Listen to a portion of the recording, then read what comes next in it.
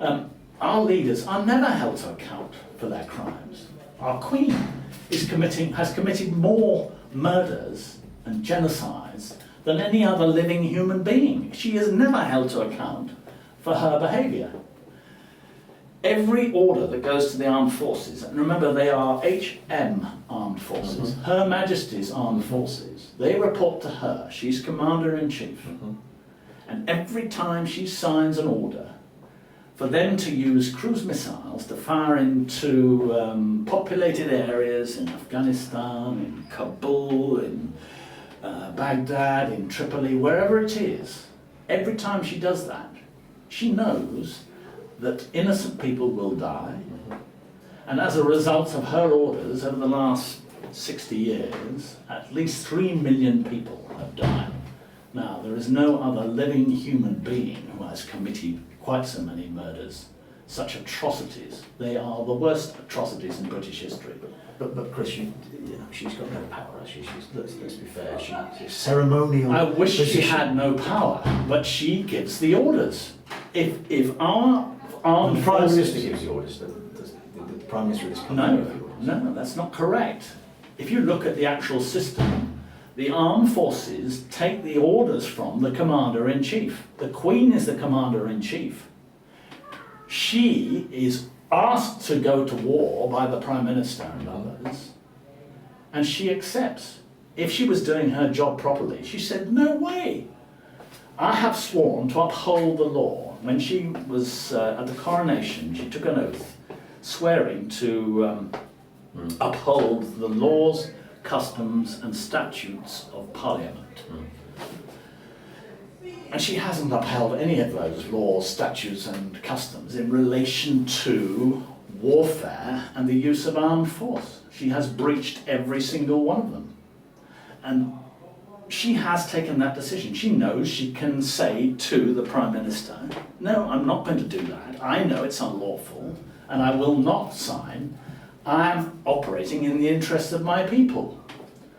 But she doesn't do that.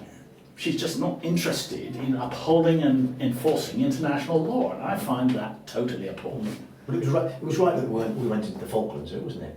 No, it wasn't right. It belonged to us, didn't it? The Falklands? It may have belonged to us, but that's, as you say, belonged to us. There's always... the Argentinians would agree with that. But the point is that we have promised we will never, ever use armed force. We will settle all our disputes peacefully, whatever their cause, whatever their stimulus, we will always go for the peaceful solution. And we never go for the peaceful solution in Britain. America, Britain and Israel in particular are committed to the use of armed force for their imperial purposes. So we just take over other countries and... They're committed to armed force for imperial purposes.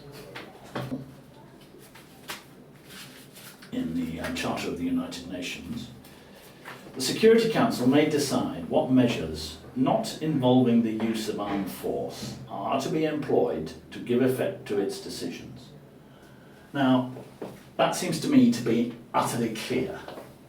The only measures they can take on are ones that do not involve the use of armed force. It couldn't be clearer, not involving the use of armed force. How does firing a cruise missile, or using depleted uranium, or dropping bombs, or firing rockets into Libya accord with the phrase, not involving the use of armed force? It doesn't. But our lawyers will tell our government that, oh yes, of course it's authorised. They just leave out these phrases completely. They say, oh, it's authorised under Chapter 7 of the UN Charter. That is where the problem in this country lies. Our law enforcement authorities are corrupt through and through. And you see it every day. And so as a result of Dominic Grieve and David Cameron and Nick Clegg and all the others standing up in Parliament and saying, of course it's legal, on March the 21st of this year, 559 MPs voted to continue the attacks on Libya. They had just been told we were firing cruise missiles, and 559 of them said, yes, let's carry on, folks. That is an appalling indictment. Each one